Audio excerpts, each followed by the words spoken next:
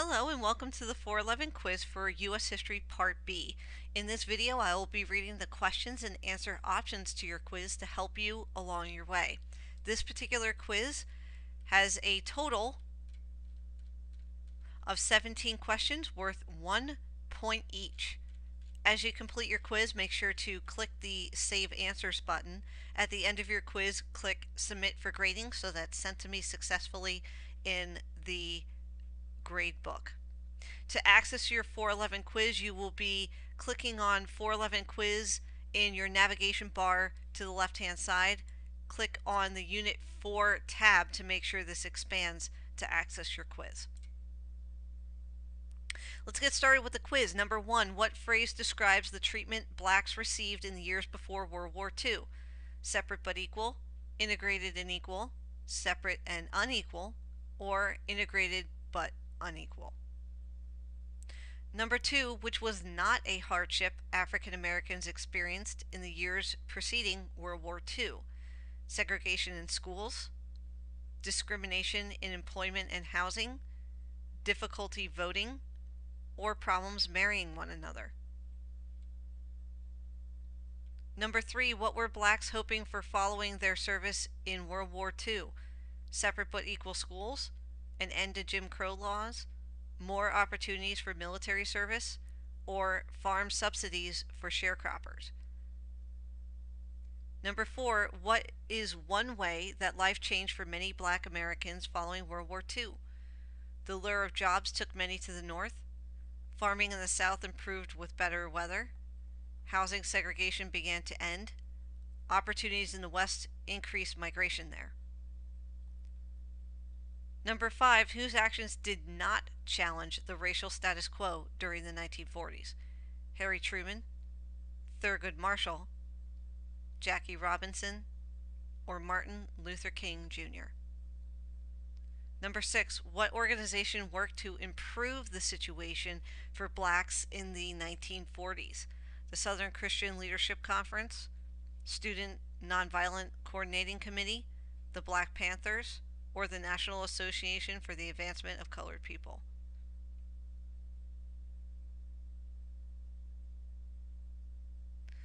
What was the outcome of the Supreme Court case Brown versus Board of Education?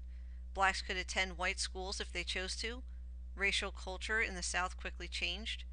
It declared that separate schools for blacks and whites were fundamentally unequal. Or it created a basis for the federal regulation and control of education. Number 8, what did blacks hope to gain by boycotting the buses in Montgomery, Alabama? They wanted to see the fares go down so that they could afford to ride. They thought they would be arrested and the publicity would help their cause. They hoped to use economic pressure to end segregation on the buses.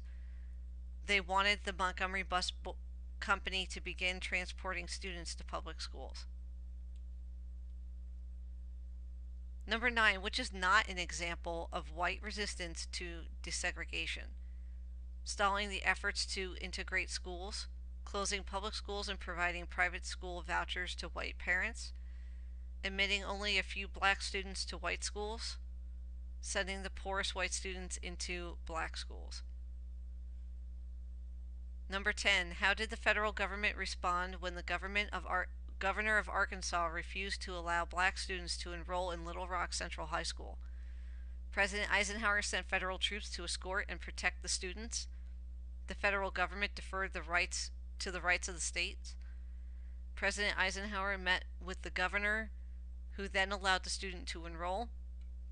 The federal government reminded the governor that admission was a decision for the local school system, not the state.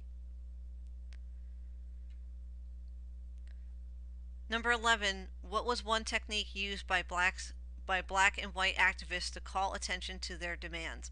Picketing the White House and the Capitol, withholding rent from landlords, bus trips through the South promoting civil rights, boycotting sporting events. Number 12, what was King's dream? This is an excerpt from his speech. Martin Luther King Jr. declared, "I have a dream that one day on the red hills of Georgia, the sons of former slaves and the sons of former slave owners will be able to sit down together at the table of brotherhood. On that day, he continued, all God's children, black men and white men, Jews and Gentiles, Protestants and Catholics, will be able to join hands and sing in the words of that old Negro spiritual, free at last, thank God Almighty, we are free at last. What was King's dream? Equality for all? Freedom for blacks? A meeting of the minds? Or an understanding among religions? Which of the following advertisements would have been illegal after the passage of the Civil Rights Act of 1964? A. 4-bedroom house for sale, good schools, close to shopping, must qualify for financing. B. Public concert in the square this Saturday night, white section, first 10 rows. C. Employment sales position with local manufacturer must speak both English and Spanish. D. School district seeking bids for construction of new private elementary school. Why did the SNCC and CORE, known as CORE, send hundreds of volunteers south during the Freedom Summer campaign? To challenge Jim Crow laws that kept blacks segregated from whites, to spread the message of black power to young blacks across the South, to help register hundreds of thousands of black voters in Mississippi, to protect Johnson's Great Society programs in Alabama. Medicare, Medicaid, Head Start, and food stamps were ideas King came up with to lift urban America out of poverty, part of Johnson's War on Hunger, provisions of the Civil Rights Act of 1964, or programs created as part of Johnson's Great Society. Number 16, why had some black leaders taken a more militant approach to civil rights by 1965? They believed King's approach to demand civil rights was too cautious and the pace of change too slow.